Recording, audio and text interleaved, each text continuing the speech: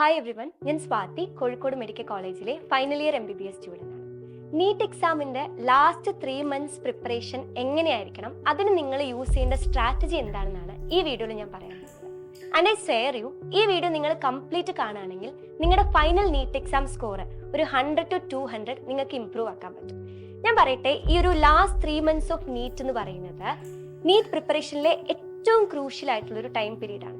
കാരണം നല്ലോണം പഠിക്കുന്ന ഒരു കുട്ടി, അതായത് ഒരു 700+ ഒക്കെ സ്കോർ ചെയ്യുന്ന ഒരു കുട്ടി ഇനി അങ്ങോട്ട് ഉഴപ്പാന്ന് വിചാരിച്ചാൽ അത് 300ലേക്ക് എത്തിക്കാനും, ഇനി ഇൻ കേസ് 300ഉം 200 ഒക്കെ സ്കോർ ചെയ്യുന്ന ഒരു കുട്ടി ഇനി പ്രോപ്പർ പ്ലാനിങ് ആൻഡ് സ്ട്രാറ്റജീസ് ഒക്കെ യൂസ് ചെയ്ത് പഠിക്കുകയാണെങ്കിൽ അതൊരു 600+ എത്തിക്കാൻ മാത്രം പവർഫുൾ ആയിട്ടുള്ള ഒരു മാജിക്കൽ പീരീഡ് ആണ് ഈ ഒരു ലാസ്റ്റ് 3 months ഓഫ് നീറ്റ് എന്ന് പറയുന്നത്. സോ ഈ വീഡിയോയിൽ ഞാൻ നിങ്ങൾക്ക് കംപ്ലീറ്റ് സ്ട്രാറ്റജി ടു ഗെറ്റ് ഒരു 650+ 700+ മാർക്ക് സ്കോർ ചെയ്യാനുള്ള ഒരു കംപ്ലീറ്റ് സ്ട്രാറ്റജി പറഞ്ഞുതരാം. നിങ്ങൾ ഇത്രയും കാലം പഠിച്ചതുപോലെയല്ല ഇനി വരുന്ന 3 months നിങ്ങൾ പഠിക്കേണ്ടത്. ഇത്രയും കാലം മേ ബി നിങ്ങൾ കോൺസെൻട്രേറ്റ് ചെയ്തത് ക്ലാസ്സസ് ആയിരിക്കും. ബട്ട് ഇനി വരാൻ പോകുന്ന ടൈമിൽ നിങ്ങൾ ശ്രദ്ധിക്കേണ്ട 2 കാര്യങ്ങൾ എന്ന് പറയുന്നത്, ഒന്ന് മോക്ക് ടെസ്റ്റ് അറ്റൻഡ് ചെയ്യുന്നതും രണ്ടാമത്തത് പ്രോപ്പർ റിവിഷനുമാണ്. ഇനിയുള്ള ടൈമിൽ ഏറ്റവും ഇമ്പോർട്ടൻ്റ് ആയിട്ടുള്ള കാര്യം മോഡൽ എക്സാംസ് എഴുതുക എന്നുള്ളതാണ്. കുറച്ച് കഴിഞ്ഞാൽ നമ്മുടെ ഇൻസ്റ്റിറ്റ്യൂട്ടിലും മോഡൽ എക്സാംസ് ഒക്കെ സ്റ്റാർട്ട് ചെയ്യും. അപ്പോൾ നിങ്ങൾ ശ്രദ്ധിക്കേണ്ട കാര്യം, നിങ്ങളുടെ ഇൻസ്റ്റിറ്റ്യൂട്ട് തരുന്ന ടൈം സ്കെഡ്യൂൾ എന്താണോ അത് തന്നെ നിങ്ങൾ കംപ്ലീറ്റ് ആയിട്ട് ഫോളോ ചെയ്യണം. നമ്മൾ സ്വന്തമായിട്ട് ഒരു ടൈം സ്കെഡ്യൂളൊക്കെ ഉണ്ടാക്കിയിട്ട് എക്സാം എഴുതാം, സ്വന്തമായിട്ടൊരു ടൈം ടേബിളൊക്കെ ഉണ്ടാക്കാമെന്ന് വിചാരിച്ചാൽ മേ ബി ആ ഒരു 3 months കൺസിസ്റ്റൻ്റ് ആയിട്ട് പോകാൻ പറ്റുന്ന വരില്ല. So always follow your institutes time table. അടുത്ത കാര്യം എന്താണെന്ന് വെച്ചാൽ, നെവർ സ്കിപ്പ് എൻ എക്സാം. ചിലപ്പം നമ്മളൊരു എക്സാമിന് വേണ്ടിയിട്ട് പ്രിപ്പയർ ചെയ്യുമ്പോൾ നമുക്ക് 100% ടോപ്പിക്സും കവർ ആക്കാൻ പറ്റിയെന്നൊന്നും വരില്ല. കുറച്ച് ടോപ്പിക്സ് ഒക്കെ മിസ്സായിട്ടുണ്ടാവും, അല്ലെങ്കിൽ മറന്നു പോയിട്ടുണ്ടാവും. അപ്പോൾ ചിലപ്പോൾ നിങ്ങൾക്ക് ടെൻഷനാവും, അയ്യോ ഞാൻ ഈ എക്സാം എഴുതിയിട്ടുണ്ടെങ്കിൽ മാർക്ക് കുറഞ്ഞു പോയാൽ എന്താക്കും, വീട്ടുകാരൊക്കെ എന്ത് പറയും, മെൻറ്റേഴ്സ് എന്ത് പറയും. പക്ഷെ അങ്ങനെയൊന്നും നിങ്ങൾ ചിന്തിക്കേണ്ട ആവശ്യമില്ല. Never skip N exam. കാരണം ഈ ഓരോ എക്സാം എന്ന് പറയുന്നത് ഫൈനൽ നീറ്റ് എക്സാമിലോട്ടുള്ള ഒരു ചവിട്ടുപടിയാണ്. നിങ്ങളിങ്ങനെ ഒരു സ്റ്റെപ്പ് കയറിപ്പോകുന്നത് പോലെ ആലോചിച്ചാൽ മതി. ഓരോ എക്സാം എഴുതുന്ന സമയത്തും നിങ്ങളുടെ സ്പീഡും ആക്യുറസിയും നിങ്ങളുടെ കോൺഫിഡൻസും എക്സാം എഴുതേണ്ട സ്ട്രാറ്റജിയും ഒക്കെ നിങ്ങൾക്ക് കൂടുതൽ മനസ്സിലായിക്കൊണ്ടിരിക്കുകയാണ്. എക്സാം അറ്റൻഡ് ചെയ്തതുകൊണ്ട് മാത്രം ഒരു കാര്യമില്ല. എക്സാം അറ്റൻഡ് ചെയ്ത് കഴിഞ്ഞതിന് ശേഷം പ്രോപ്പർ ആയിട്ടുള്ളൊരു എക്സാം പേപ്പർ അനാലിസിസ് ചെയ്താൽ മാത്രമാണ് ആ ഒരു പ്രോസസ്സ് കംപ്ലീറ്റ് ആവുള്ളൂ. ഞാനൊക്കെ നീറ്റിന് പ്രിപ്പയർ ചെയ്യുന്ന സമയത്ത് ആദ്യത്തെ സമയങ്ങളിൽ വരുത്തിയ വലിയൊരു മിസ്റ്റേക്ക് ആയിരുന്നു പ്രോപ്പർ എക്സാം പേപ്പർ അനാലിസിസ് ചെയ്തിട്ടില്ല എന്നുള്ളത്. പക്ഷേ നീറ്റ് എക്സാമിൻ്റെ ഒരു ലാസ്റ്റ് 3 to 4 months പ്രിപ്പറേഷൻ്റെ സമയത്ത് ഞാൻ ഏറ്റവും കൂടുതൽ ഫോക്കസ് ചെയ്തിട്ടുള്ള കാര്യം ഈ ഒരു എക്സാം പേപ്പർ അനാലിസിസ് പ്രോപ്പറായിട്ട് ചെയ്യുക എന്നുള്ളതായിരുന്നു. അത് ഏറ്റവും പ്രോപ്പർ ആയിട്ടുള്ള ഒരു വേ ഓഫ് റിവിഷൻ ആയിട്ട് എനിക്ക് പലപ്പോഴും തോന്നിയിട്ടുണ്ട്. ആൻഡ് അങ്ങനെ പ്രോപ്പറായിട്ട് ചെയ്തതുകൊണ്ട് മാത്രമാണ് എനിക്ക് കേരള റാങ്ക് 18ഉം ഓൾ ഇന്ത്യ റാങ്ക് ഒരു 320 ഒക്കെ എത്തിക്കാൻ പറ്റിയത്. അപ്പം എങ്ങനെയാണ് എക്സാം പേപ്പർ അനാലിസിസ് ചെയ്യേണ്ടതെന്ന് പറഞ്ഞുതരാം.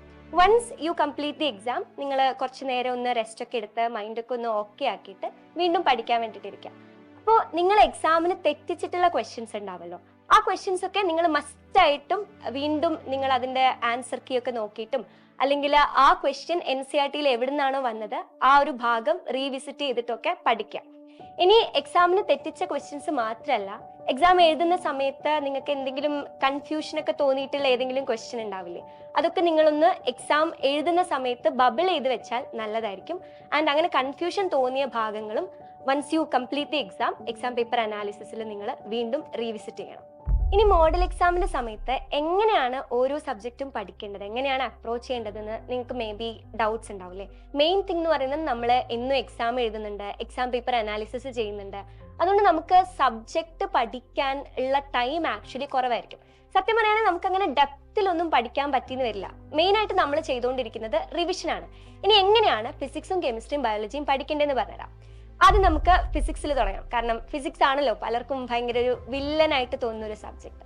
ഫിസിക്സിന്റെ കേസിൽ ഞാൻ പറയുകയാണെങ്കിൽ ഇനിയുള്ള ടൈമിൽ നിങ്ങൾ NCERT വായിക്കണ്ട.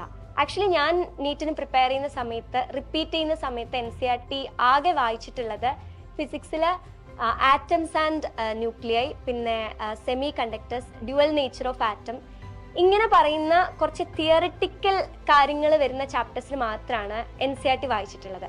അതർവൈസ് ഏറ്റവും കൂടുതൽ ഫോക്കസ് ചെയ്തിട്ടുള്ളത് ക്വസ്റ്റ്യൻസ് പ്രാക്ടീസ് ചെയ്യുക എന്നുള്ളതായിരുന്നു. അപ്പം നിങ്ങൾ ഇനി ഫിസിക്സ് പഠിക്കുന്ന സമയത്ത് ആദ്യം നിങ്ങളുടെ ഇക്വേഷൻ ബുക്കോ, അല്ലെങ്കിൽ ഇൻ കേസ് നിങ്ങളൊരു ഷോർട്ട് നോട്ടൊക്കെ ഉണ്ടാക്കിയിട്ടുണ്ടെങ്കിൽ അതൊന്ന് എടുത്തു നോക്കുക. ആൻഡ് ഒരു ഹാഫ് ആൻ അവർ അല്ലെങ്കിൽ ഒരു 20 minutes ഈ ഇക്വേഷൻ ബുക്കും അല്ലെങ്കിൽ ഷോർട്ട് നോട്ട്സ് ഒക്കെ ഒന്ന് വേഗം മറിച്ചിട്ട് നോക്കുക. ആൻഡ് ആ ഒരു ചാപ്റ്ററിനെ കുറിച്ചുള്ള ഒരു കോൺസെപ്റ്റ് നിങ്ങൾ ബിൽഡ് ചെയ്യാം. അടുത്തത് നിങ്ങൾ ചെയ്യേണ്ട കാര്യം ഒരു ഗൈഡോ അല്ലെങ്കിൽ PYQ ക്വസ്റ്റ്യൻ പേപ്പേഴ്സ് ഒക്കെ ഉള്ള ഒരു എന്തെങ്കിലും ഗൈഡോ ബുക്കോ അല്ലെങ്കിൽ നിങ്ങളുടെ ഇൻസ്റ്റിറ്റ്യൂട്ടിന്റെ സ്റ്റഡി മെറ്റീരിയലോ എന്തെങ്കിലും എടുക്കുക. ഇത് ഓൾമോസ്റ്റ് ഒരു 100 to 150 ക്വസ്റ്റ്യൻസ് ഒരു ചാപ്റ്ററിൽ, ഫിസിക്സിൽ ഒരു ചാപ്റ്ററിൽ നിങ്ങൾ ഈ ടൈമിൽ ചെയ്തിരിക്കണം.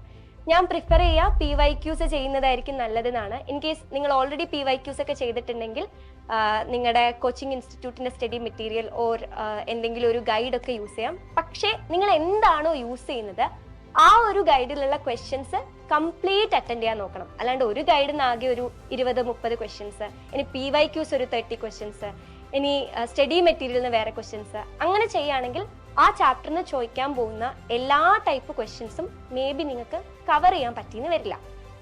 ഇനി നിങ്ങൾ ക്വസ്റ്റ്യൻസ് ചെയ്യുന്ന സമയത്ത് ആദ്യത്തെ കുറച്ച് ക്വസ്റ്റ്യൻസ് ഭയങ്കര കൺഫ്യൂസിങ് ആയിട്ട് തോന്നുമായിരിക്കും. കാരണം കുറെ കാലത്തിന് ശേഷമായിരിക്കും വീണ്ടും നിങ്ങളൊരു ചാപ്റ്റർ റിവൈസ് ചെയ്യാൻ പോകുന്നത്.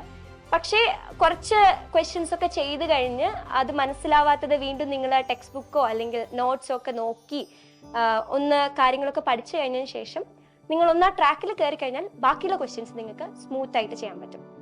ഇനി കെമിസ്ട്രി എങ്ങനെയാണ് നോക്കേണ്ടതെന്ന് വെച്ചാൽ, കെമിസ്ട്രിയിൽ നമുക്കറിയാം ഇൻഓർഗാനിക് കെമിസ്ട്രി ഉണ്ട്, ഓർഗാനിക് കെമിസ്ട്രി ഉണ്ട്, അതുപോലെ തന്നെ ഫിസിക്കൽ കെമിസ്ട്രി ഉണ്ട്. ഫിസിക്കൽ കെമിസ്ട്രി നിങ്ങൾ ടെക്സ്റ്റ് ബുക്ക് വായിക്കണം. പക്ഷേ ഫിസിക്സിന് എങ്ങനെയാണോ നിങ്ങൾ ക്വസ്റ്റ്യൻസ് ചെയ്യുന്നത് അതുപോലെ കുറെ ക്വസ്റ്റ്യൻസ് നിങ്ങൾ പ്രാക്ടീസ് ചെയ്യണം. അങ്ങനെയാണെങ്കിൽ മാത്രമാണ് നമുക്ക് നമ്മുടെ സ്പീഡും ആക്യുറസിയും ഒക്കെ ഇംപ്രൂവ് ചെയ്യാൻ പറ്റുള്ളൂ. ഇനി ഇൻഓർഗാനിക് കെമിസ്ട്രി ബയോളജി പഠിക്കേണ്ടത് പോലെ പഠിക്കേണ്ട ഒരു സബ്ജക്റ്റ് ആണ്. NCERT is very important. കെമിസ്ട്രിയുടെ കേസിലും ബയോളജിയുടെ കേസിലും നിങ്ങൾ NCERT എത്ര തവണ നിങ്ങൾക്ക് വായിക്കാൻ പറ്റുമോ അത്രയും തവണ നിങ്ങൾ വായിച്ചിരിക്കണം. അതുപോലെ തന്നെ ക്വസ്റ്റ്യൻസും പ്രാക്ടീസ് ചെയ്യണം. ഞാനിപ്പോൾ ഫിസിക്സിന് പറഞ്ഞതുപോലെ തന്നെ ഏത് ഗൈഡാണോ അല്ലെങ്കിൽ PYQ ആണോ സ്റ്റഡി മെറ്റീരിയൽ ആണോ എന്താണോ നിങ്ങൾ യൂസ് ചെയ്യുന്നത് അതിലെ ക്വസ്റ്റ്യൻസ് 100% കവർ ചെയ്യാൻ നോക്കാം. ഇനി ബയോളജി എങ്ങനെയാണ് പഠിക്കേണ്ടതെന്ന് പറഞ്ഞാൽ നിങ്ങൾക്ക് എല്ലാവർക്കും അറിയുന്ന കാര്യമാണ്. ബയോളജിയുടെ കേസിൽ NCERT ടെക്സ്റ്റ് ബുക്ക് എന്ന് പറയുന്നത് ബൈബിൾ ആണ്. അത്രയ്ക്കും ഇമ്പോർട്ടൻ്റ് ആയിട്ടുള്ള ഒരു കാര്യമാണ്. ഈ NCERTന്റെ പുറത്തുനിന്ന് കാര്യമായിട്ടൊന്നും ചോദിക്കാൻ പോകുന്നില്ല. ഇൻ കേസ് ചോദിച്ചാൽ തന്നെ കൂടിപ്പോയ ഒരു 4-5 ക്വസ്റ്റ്യൻസ് ഒക്കെ ആയിരിക്കും. ഇപ്പൊ കഴിഞ്ഞ നീറ്റ് കുറച്ച് ഡിഫിക്കൽട്ട് ആയിരുന്നു. ബട്ട് സ്റ്റിൽ നിങ്ങൾ ഏറ്റവും കൂടുതൽ ഇമ്പോർട്ടൻസ് കൊടുക്കേണ്ട കാര്യം NCERT ആണ്. NCERT 100% പഠിച്ചു കഴിഞ്ഞു എന്ന് തോന്നുകയാണെങ്കിൽ മാത്രം നിങ്ങൾ NCERTയുടെ പുറത്തുള്ള കാര്യങ്ങൾ പഠിക്കാൻ പോയാൽ മതി. അപ്പൊ NCERTയിൽ നിങ്ങൾ ഓരോ ചാപ്റ്ററും വളരെ ഡെപ്തിൽ NCERT പഠിച്ചതിന് ശേഷം നിങ്ങൾക്ക് കൂടിപ്പോയ ഒരു 100 to 150 ക്വസ്റ്റ്യൻസ് ഒക്കെ ഒരു ചാപ്റ്ററിന് ബയോളജിയിൽ ക്വസ്റ്റ്യൻസ് പ്രാക്ടീസ് ചെയ്യാം. അപ്പൊ ക്വസ്റ്റ്യൻ അറ്റൻഡ് ചെയ്യുന്ന സമയത്ത് നിങ്ങൾക്ക് മനസ്സിലാവും ഏതൊക്കെ ഭാഗമാണ് എനിക്ക് മനസ്സിലാവാത്തത് അല്ലെങ്കിൽ ക്ലിയർ ആവാത്തത്. അങ്ങനെയാണെങ്കിൽ ആ ഭാഗം വീണ്ടും പോയി റീവിസിറ്റ് ചെയ്യുക. NCERT ആയിട്ടുള്ള ഒരു റിലേഷൻ സ്ട്രോങ് ആക്കി എടുക്കാം. മോഡൽ എക്സാംസ് സ്റ്റാർട്ട് ചെയ്യുന്ന സമയത്ത് ആദ്യം നിങ്ങൾക്ക് യൂണിറ്റ് വൈസ് എക്സാംസ് ആയിരിക്കും. കുറച്ച് കഴിഞ്ഞാൽ നിങ്ങൾക്ക് ഫുൾ ടോപ്പിക് മോഡൽ എക്സാംസ് ആയിരിക്കും. അപ്പോൾ യൂണിറ്റ് വൈസ് എക്സാംസിൽ ഒരു 3 to 4 days ഗ്യാപ്പിൽ മേ ബി ഒരു 12 to 15 ചാപ്റ്റേഴ്സ് ഒക്കെ നിങ്ങൾ പഠിച്ചു തീർക്കേണ്ടി വരും. പക്ഷെ നിങ്ങൾക്ക് അറിയാം ആ ദിവസത്തിൽ ഇത്ര ചാപ്റ്റേഴ്സ് ആണ്, ഇന്ന ചാപ്റ്റേഴ്സ് ആണ് പഠിക്കേണ്ടത് നിങ്ങൾക്കറിയാം. പക്ഷേ ഈ ഫുൾ ടോപ്പിക് മോഡൽ എക്സാംസ് തുടങ്ങുന്ന സമയത്ത് പലപ്പോഴും പല നീറ്റ് ആസ്പിറൻസും കൺഫ്യൂസ്ഡ് ആയിരിക്കും എങ്ങനെയാണ് പഠിക്കേണ്ടത് എന്നുള്ള കാര്യത്തിൽ. അപ്പം ഞാൻ നിങ്ങൾക്ക് പറഞ്ഞുതരാം. ഫുൾ ടോപ്പിക് മോഡൽ എക്സാംസ് തുടങ്ങുന്ന സമയത്ത് ഡെയിലി നിങ്ങളൊരു ക്വസ്റ്റ്യൻ പേപ്പർ, അതായത് ഇതർ PYQ ക്വസ്റ്റ്യൻസ് ഉള്ള ഒരു ടെസ്റ്റോ അല്ലെങ്കിൽ എന്തെങ്കിലും ഒരു മോക്ക് ടെസ്റ്റോ ഒക്കെ നിങ്ങൾ അറ്റൻഡ് ചെയ്യുക. അതായത് 2 to 5 ആക്ച്വൽ നീറ്റ് എക്സാമിന്റെ ടൈമിൽ അത് കഴിഞ്ഞതിന് ശേഷം എക്സാം പേപ്പർ അനാലിസിസും ചെയ്യാം. അനാലിസിസ് ചെയ്യാൻ മേ ബി ഒരു 2 to 3 hours എടുക്കുമായിരിക്കും.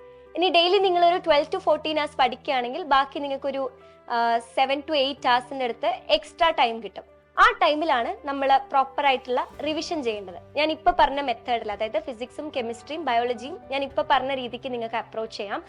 And full topic model exams തുടങ്ങുന്ന സമയത്ത് നിങ്ങൾ ചെയ്യേണ്ട ഒരു വളരെ ഇമ്പോർട്ടൻ്റ് ആയിട്ടുള്ള കാര്യം, നിങ്ങൾ തന്നെ നിങ്ങളുടെ വീക്ക്നെസ്സും നിങ്ങളുടെ സ്ട്രെങ്സും ഒക്കെ മനസ്സിലാക്കിക്കൊണ്ട് ഒരു ടൈം ടേബിൾ ഉണ്ടാക്കുക. അതായത് ഇന്ന ദിവസങ്ങളിൽ ഞാൻ ഇന്ന ചാപ്റ്റേഴ്സ് ഒക്കെ റിവൈസ് ചെയ്യും.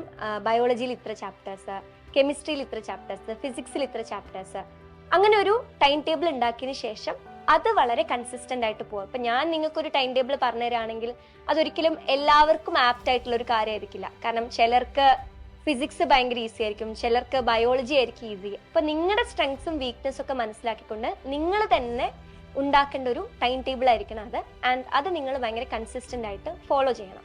ഇനി ലാസ്റ്റ് 1 month ഓഫ് നീറ്റ് എക്സാമിൽ നിങ്ങൾ ഏറ്റവും കൂടുതൽ ഫോക്കസ് ചെയ്യേണ്ടത് ബയോളജിയും ഇനോർഗാനിക് കെമിസ്ട്രി ആയിരിക്കണം. കാരണം ബയോളജി എന്നൊക്കെ പറയുന്നത് നീറ്റ് എക്സാം മാർക്കിന്റെ ഹാഫ് വെയിറ്റേജ് വരുന്നത് ബയോളജിയിലാണ്. നിങ്ങൾ കുറച്ചൊന്ന് ഫോക്കസ് ചെയ്യണം, അല്ലെങ്കിൽ കുറച്ചൊന്ന് പ്രോപ്പർ റിവിഷനൊക്കെ ചെയ്യുകയാണെങ്കിൽ നല്ല രീതിക്ക് മാർക്ക് ഇമ്പ്രൂവ് ആക്കാനും പറ്റും. എന്നാൽ നിങ്ങൾ ശ്രദ്ധിക്കുന്നില്ലെങ്കിൽ നമ്മൾ പലതും മറന്നു പോകും. അപ്പം ഭയങ്കരമായിട്ട് മാർക്ക് ഡിം ചെയ്യാനും ചാൻസ് ഉള്ള ഒരു സബ്ജക്റ്റ് ആണ് ബയോളജി. അതുകൊണ്ട് തന്നെ ലാസ്റ്റ് ഫ്യൂ ഡേയ്സ് അല്ലെങ്കിൽ ലാസ്റ്റ് ഫ്യൂ വീക്സിൽ നിങ്ങൾ ഏറ്റവും കൂടുതൽ ഫോക്കസ് ചെയ്യേണ്ടത് ബയോളജിയും ഇനോർഗാനിക് കെമിസ്ട്രി ആയിരിക്കണം. സോ ദാറ്റ് നിങ്ങൾക്ക് നിങ്ങളുടെ മാർക്ക് നല്ലോണം ഇമ്പ്രൂവ് ചെയ്യിക്കാൻ പറ്റും. ഇനി വരാൻ പോകുന്ന ടൈമിൽ നിങ്ങൾ ശ്രദ്ധിക്കേണ്ട കുറച്ച് ജനറൽ തിങ്സ് എന്ന് പറയുന്നത്, ഒന്നാമത് നിങ്ങളുടെ മെന്റൽ ഹെൽത്തിന് നല്ല ഇമ്പോർട്ടൻസ് കൊടുക്കണം. അതുപോലെ തന്നെ ഫിസിക്കൽ ഹെൽത്തിനും. മെന്റൽ ഹെൽത്തിന് ഇമ്പോർട്ടൻസ് കൊടുക്കണം എന്ന് പറഞ്ഞതിന്റെ റീസൺ, മേ ബി നിങ്ങൾ ഭയങ്കര സ്ട്രെസ്ഡ് ഒക്കെ ആവുകയാണെങ്കിൽ നിങ്ങൾക്ക് പ്രോപ്പറായിട്ട് പഠിക്കാൻ പറ്റിയെന്ന് വരില്ല. എക്സാമിനൊക്കെ സ്ട്രെസ് ആയിട്ട് ഇരുന്നുണ്ടെങ്കിൽ കുറേ കാര്യങ്ങൾ, കുറേ മിസ്റ്റേക്സ് നിങ്ങൾ അറിയാതെ വരുത്തിയേക്കും. സോ മെന്റൽ ഹെൽത്തൊക്കെ നല്ല പ്രോപ്പറായിട്ട് മാനേജ് ചെയ്യുക. നല്ലോണം ഉറങ്ങുക. ഡെയിലി ഒരു 7 hours, 6.5 hours to 7.5 hours വരെയൊക്കെ ഉറങ്ങാൻ നോക്കുക. ദെൻ നിങ്ങൾ എപ്പോഴെങ്കിലും സ്ട്രെസ്ഡ് ആവുന്ന സമയത്തൊക്കെ അതുമായിട്ട് കോപ്പപ്പ് ചെയ്യുക. ലൈക്ക് എന്തെങ്കിലുമൊക്കെ ചെയ്തിട്ട് നിങ്ങളുടെ ലവ്ഡ് വൺസുമായിട്ട് ടോക്ക് ചെയ്തിട്ടോ, അല്ലെങ്കിൽ എന്തെങ്കിലും മ്യൂസിക് കേട്ടിട്ടോ, മേ ബി എന്തെങ്കിലും ബുക്സ് ഒക്കെ വായിക്കുന്നതായിരിക്കും. ഞാനൊക്കെ നീറ്റിന് പഠിക്കുന്ന സമയത്ത് എനിക്കൊരു മോട്ടിവേഷണൽ ആയിട്ടുള്ള ബുക്സ് ഒക്കെ വായിക്കുന്ന സമയത്ത് എനിക്ക് ഞാൻ സ്ട്രെസ് ആവുന്ന സമയത്തൊക്കെ എനിക്ക് പെട്ടെന്ന് ഒരു എനർജി ബൂസ്റ്റ് ചെയ്യാൻ ഹെൽപ്പ് ചെയ്തിരുന്നു കുറച്ച് മോട്ടിവേഷണൽ കൈൻഡ് ഓഫ് ബുക്സ് ഒക്കെ. അപ്പൊ നിങ്ങളുടെ ആ ഒരു എനർജി റീഗെയിൻ ചെയ്യാനുള്ള മെക്കാനിസം എന്താണോ അങ്ങനെ ചെയ്തിട്ട് മേ ബി ഒരു ഇഷ്ടപ്പെട്ട ആളിൻ്റെ അടുത്ത് സംസാരിക്കുന്നതായിരിക്കും. അങ്ങനെ സ്ട്രെസ് ഒക്കെ ഒഴിവാക്കുക. ആൻഡ് നല്ല ഹാപ്പി ആയിട്ട് എപ്പോഴും ഇഷ്ടത്തോടെ പഠിക്കാൻ നോക്കുക. നിങ്ങൾ കഴിക്കുന്ന ഫുഡും അതുപോലെ തന്നെ നല്ലോണം എപ്പോഴും ഹൈഡ്രേറ്റ് ചെയ്യാൻ നോക്കുക. ഇതൊക്കെ നിങ്ങളുടെ ഫിസിക്കൽ ഹെൽത്തിനെയും മെന്റൽ ഹെൽത്തിനെയും നല്ലോണം അഫക്റ്റ് ചെയ്യുന്ന കാര്യങ്ങളാണ്. ആൻഡ് ഓൾവേസ് ബി ഭയങ്കര ഹാപ്പി, കോൺഫിഡൻറ്റ്, ഭയങ്കര ഒപ്റ്റിമിസ്റ്റിക് ആയിട്ടിരിക്കുക. ഞാൻ എന്തായാലും എൻ്റെ മാക്സിമം എഫേർട്ട് ഈ ഒരു എക്സാമിന് വേണ്ടിയിട്ട് കൊടുത്തിട്ട് 3 മാസം കഴിഞ്ഞ് ഞാൻ ഈ നീറ്റ് എക്സാം എഴുതി കഴിഞ്ഞ് പിന്നെ ഞാനൊരു ഗവൺമെന്റ് MBBS സീറ്റിൽ എന്തായാലും ജോയിൻ ചെയ്യുന്നൊക്കെ എപ്പോഴും നിങ്ങളുടെ മനസ്സിനടുത്ത് പറഞ്ഞുകൊണ്ടിരിക്കുക. And trust me, it's gonna happen. എൻ്റെയൊക്കെ കേസ് പറയുകയാണെങ്കിൽ ഞാൻ അത്രയ്ക്ക് ഹാർഡ് വർക്ക് ചെയ്തിട്ടുണ്ട്. ആൻഡ് ആ ഒരു ടൈമിൽ എൻ്റെ ഒരു 18 വയസ്സായ എൻ്റെ സെൽഫ് അത്രയ്ക്കും ഹാർഡ് വർക്ക് ചെയ്തതുകൊണ്ടാണ് ഇപ്പോൾ ഒരു 22 years ഞാൻ എൻ്റെ ഡ്രീം ലൈഫ്, അതായത് എൻ്റെ ഏറ്റവും ഇഷ്ടപ്പെട്ട ഒരു ഗവൺമെന്റ് മെഡിക്കൽ കോളേജിൽ ഞാൻ എൻ്റെ ഇഷ്ടപ്പെട്ട സബ്ജക്ട്സ് പഠിച്ചുകൊണ്ടിരിക്കുകയാണ്. And I'm living my dream life and I'm so grateful to that little self. അത്രയും കഷ്ടപ്പെട്ട് പഠിച്ച ആ ഒരു സെൽഫിനെ കുറിച്ച് ആലോചിക്കുമ്പോൾ ഐ എം സോ പ്രൗഡ്. അങ്ങനെ കുറച്ച് കഴിഞ്ഞാൽ നിങ്ങൾക്കും പ്രൗഡായിട്ടിരിക്കാൻ പറ്റണമെങ്കിൽ ഇപ്പോൾ നിങ്ങളുടെ എഫേർട്സ് എത്രത്തോളം നിങ്ങൾക്ക് ഇടാൻ പറ്റുമോ അതിൻ്റെ മാക്സിമത്തിൽ ഇടാം. And trust me, you are gonna crack this exam. All the best.